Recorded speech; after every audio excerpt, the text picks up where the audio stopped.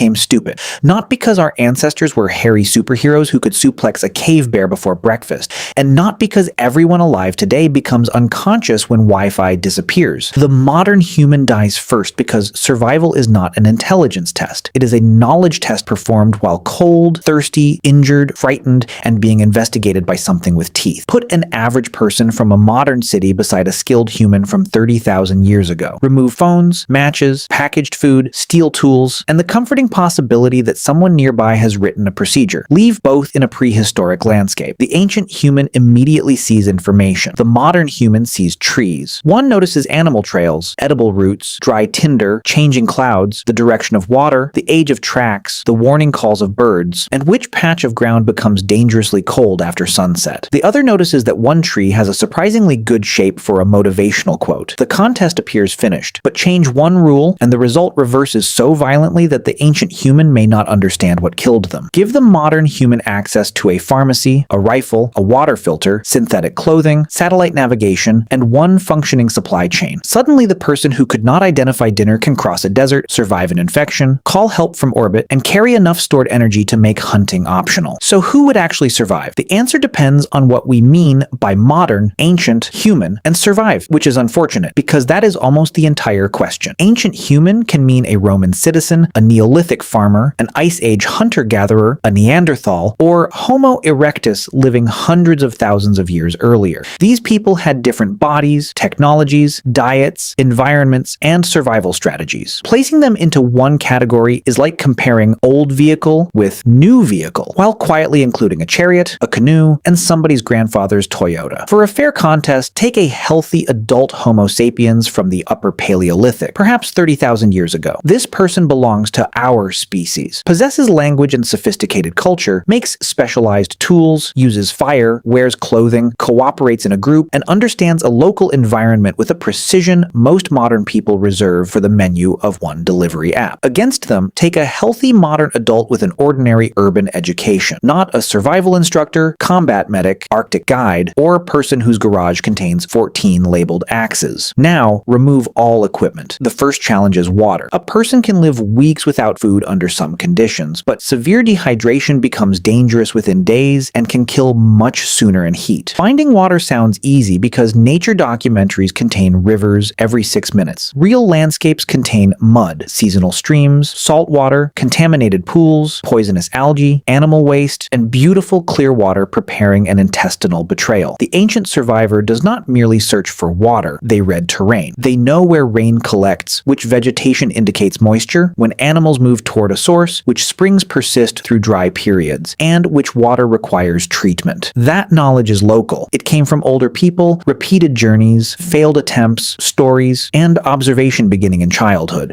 A major review of hunter-gatherer learning found that subsistence education begins very early, with children accompanying adults and gradually acquiring skills through observation, play, practice, teaching, and participation. The experts standing in this contest did not attend a weekend wilderness course. Their entire childhood was the course. The modern person may know the slogan, follow birds, walk downhill, collect dew, boil everything. Excellent. With what container? This is the first trap. Modern knowledge often arrives as isolated instructions whose hidden dependencies are invisible. Boil water requires fire, fuel, a vessel that tolerates heat, time, and enough water to survive while assembling the system. A video can show how to make a bark container. It cannot install the hand control required to produce one while your fingers shake. Then comes fire. Modern. People understand combustion scientifically. Oxygen, fuel, heat. Very impressive. The flame remains absent. Making fire without matches is a chain of material judgments. Which wood forms the hearthboard? Which spindle is dry enough? Which fibers accept an ember? How should moisture, wind, pressure, speed, and friction change? A bow drill is not a magic arrangement of sticks. It is a machine whose components must be selected, shaped, aligned, and operated correctly. An ancient expert may fail too. Rain has veto power. Materials differ. Fire-making technologies varied, and people often preserved embers rather than casually creating new flame whenever the plot required one.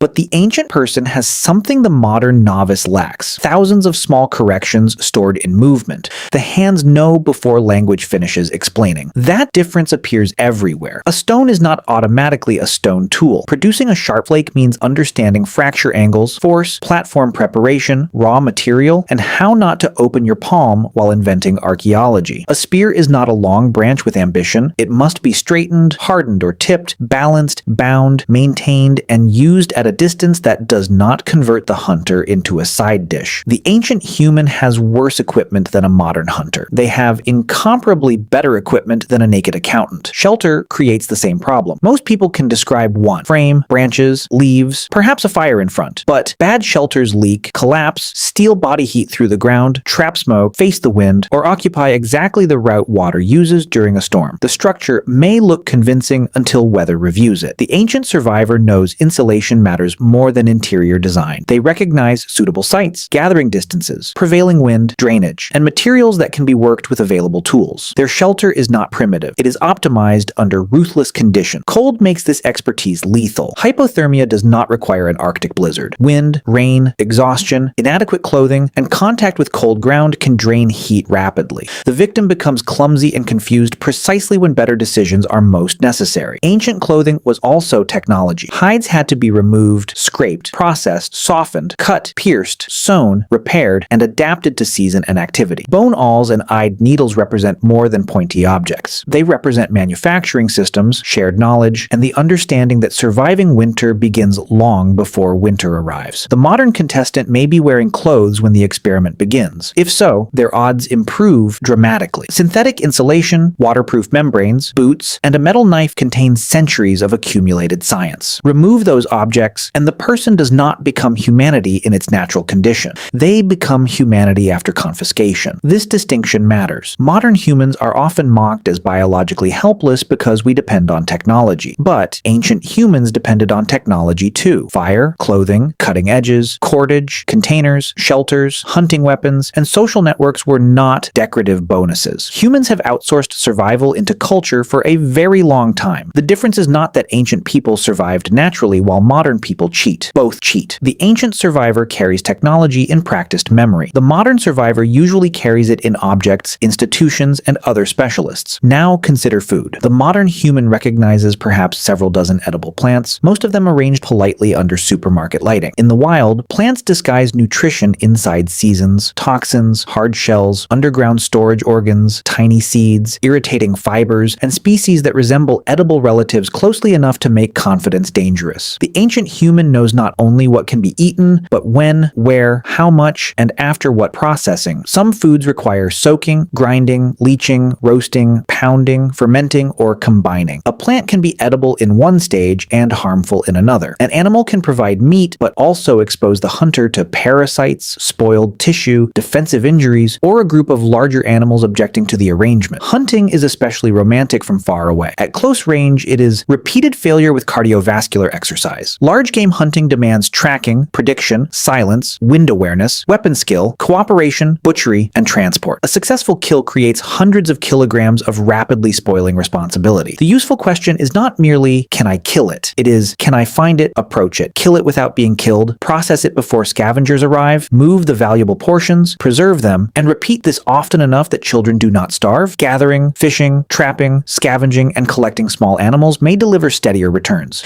Ancient people were not wandering steak enthusiasts. They managed portfolios. The modern person, hungry after one day, may spend more energy chasing food than the food contains. Hunger then reduces patience and judgment. By day 3, every mushroom begins presenting a suspiciously persuasive resume. Physically, the ancient human probably holds another advantage, but not the one movies suggest. Upper Paleolithic humans were not a separate species of muscle monster. Body size varied, injuries were common, and ancient life did not provide a universal fitness program. However, skeletal evidence shows that Pleistocene humans were generally more robust than recent populations, and research tracking the transition toward agriculture found a gradual decline in mobility and lower limb strength over time. Bones respond to loading. A person who walks long distances carries material, climbs, digs, throws, squats, processes food, and performs manual work from youth develops accordingly. Their tendons, balance, feet, grip, heat tolerance, and movement efficiency reflect a life of practice. The modern adult may be taller because childhood nutrition and healthcare improved. They may also be stronger in a gym movement, faster over a measured sprint, or exceptionally fit. Elite modern athletes would embarrass most ancient people in specialized contests. Training science, abundant calories, and deliberate conditioning are real advantages. But the average ancient survivor is not training for a contest. Their body is adapted to the work being tested. The average modern person has trained for chairs. Even here, the ancient advanced advantage should not become mythology. More robust bones do not make someone immune to infection, blood loss, broken limbs, dental abscesses, childbirth, or starvation. Prehistoric skeletons record healed trauma because dangerous lives sometimes met competent care, but they also record the people who endured enough for injury to reach bone.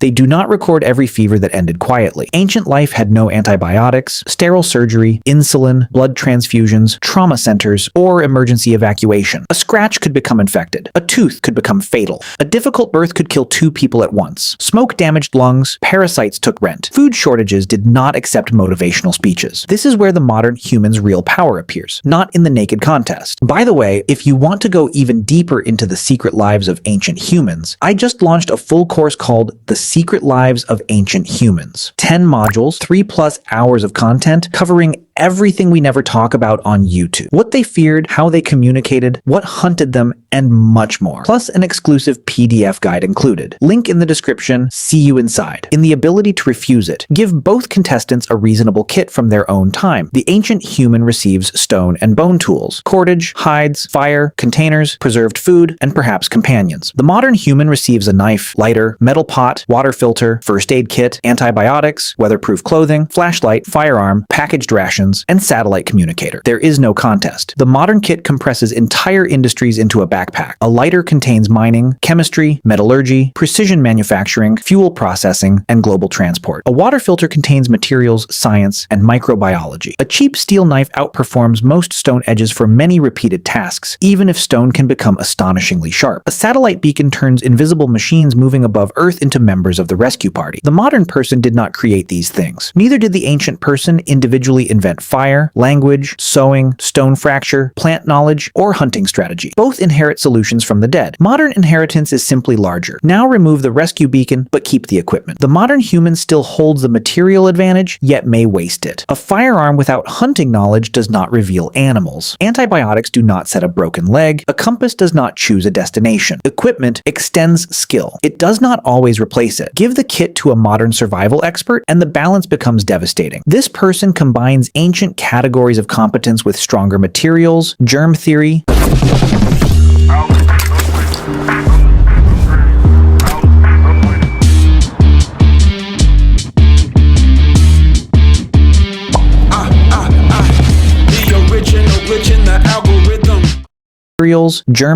weather forecasting, navigation, and emergency medicine. They can make fire with a spark, purify water quickly, reduce blood loss, preserve calories, and understand risks no prehistoric human could see. So perhaps the answer is that the best modern human wins. But the best ancient human was normal. That is the uncomfortable part. A modern wilderness specialist is unusual because our society allows specialization. Most people can remain alive while knowing almost nothing about local ecology because farmers, engineers, electricians, sanitation workers, drivers, doctors, builders, programmers, and millions of strangers maintain the environment around them. The city is our shelter. The supply chain is our hunting party. Currency is stored cooperation. Turn on a tap and water gathered, treated, tested, pumped, and delivered by people you will never meet appears inside the home. Ancient humans would consider this sorcery. Modern humans consider a 4-second delay unacceptable. Our apparent weakness is actually extreme interdependence. It becomes dangerous only when the network disappears. Now, reverse the experiment. Drop the ancient human into a modern city. At first, they lose badly. They cannot read signs, understand traffic, identify money, operate doors, interpret alarms, or know why everyone stares into glowing rectangles while walking directly toward one another. They lack immunity to some modern pathogens and may be overwhelmed by noise, density, artificial light, and social rules that nobody explains because everyone assumes they are obvious. But do not confuse unfamiliarity with low intelligence. An upper Paleolithic Homo sapiens is cognitively human. Archaeology shows specialized tools, long-distance material exchange, symbolic behavior, planning, and social cooperation. The exact timing and distribution of modern behavior remain debated, but there is no credible reason to imagine this person as a silent brute who sees an elevator and declares war. Given protection, patient teaching, and time, they could learn language and modern routines. An adult would face enormous difficulty, especially with literacy and concepts built through years of schooling.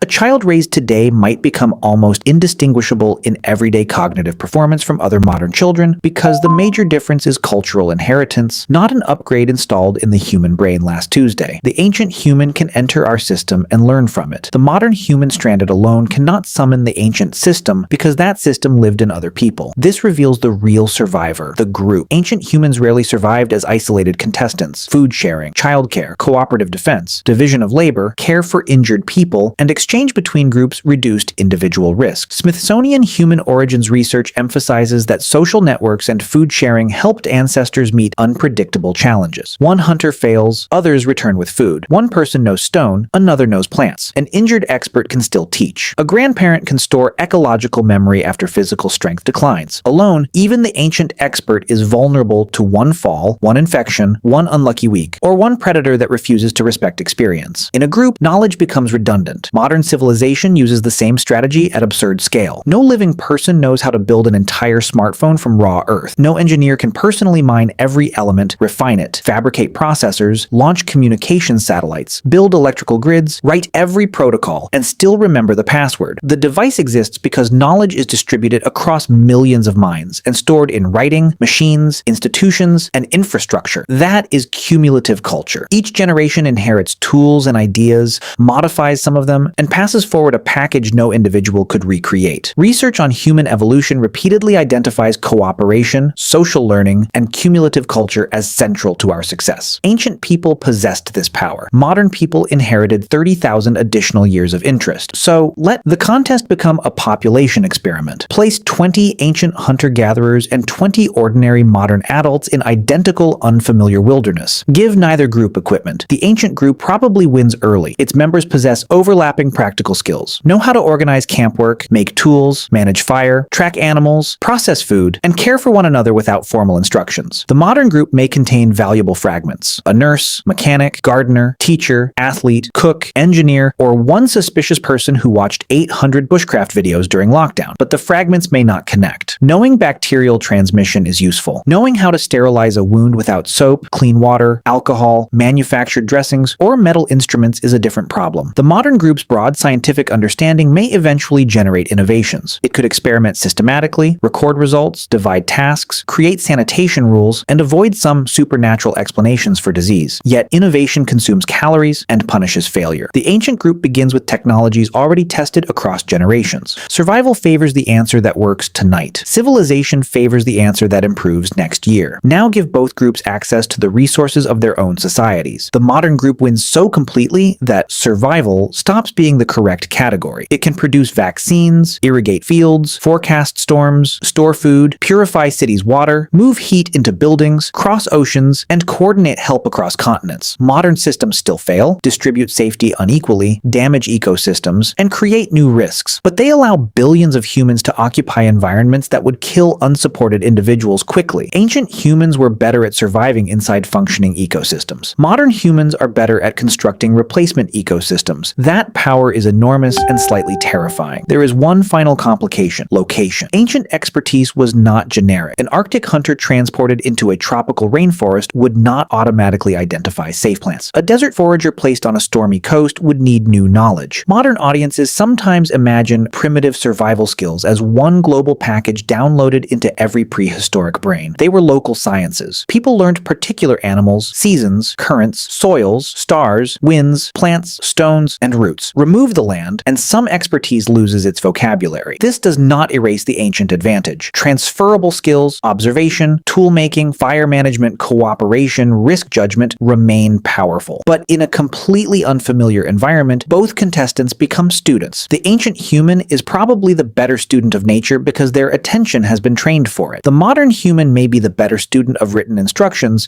assuming someone has thoughtfully left a laminated manual beside the river. And what about a direct fight? People ask because apparently survival becomes unsatisfying unless somebody is punched. The ancient adult may possess stronger bones, better grip, greater work capacity, more experience with violence or dangerous animals, and less hesitation around physical injury. A Neanderthal, if substituted into the contest, would likely be stockier and more robust still. But body size, sex, health, training, and weapons matter more than century labels. A modern boxer defeats an ancient potter. An ancient hunter with a spear defeats a modern office worker who has recently completed mandatory cybersecurity training. There is no species-wide winner in an unarmed duel. There is only a very strange crime scene. The meaningful contest is adaptation. In the first hours without support, the ancient human controls panic because the landscape is legible. They prioritize shelter, water, fire, and group safety. They spend calories carefully. They do not expect rescue. The modern human may understand more about the universe while knowing less about the ground beneath them. They know that stars are nuclear furnaces, that microbes cause disease, and that Earth orbits the sun. None of this identifies the edible tuber. Knowledge is not ranked from primitive to advanced. It is matched or mismatched to a problem. The ancient person's knowledge is narrow enough to save a life immediately. The modern person's culture is broad enough to redirect rivers, edit genes, and place machines on other planets. But most of that power becomes inaccessible when concentrated into one frightened body. That is why the modern human dies first in the original test. The experiment removes the very thing modernity selected us to depend upon, other people arranged across distance and time. But it would be equally dishonest to declare the ancient human superior. Their competence came with high exposure to trauma, infection, hunger, weather, infant mortality, and hazards modern systems prevent routinely. They survived because they were skilled, supported, and sometimes lucky. Many did not survive. Prehistory is not a wellness retreat with better posture. The ancient survivor would dominate a naked week in familiar wilderness. The prepared modern expert would dominate with a modern kit. The ancient group would likely outperform an ordinary modern group after sudden collapse. The functioning modern civilization would overwhelm every earlier society in its ability to keep people alive, heal injury, store information, and project power.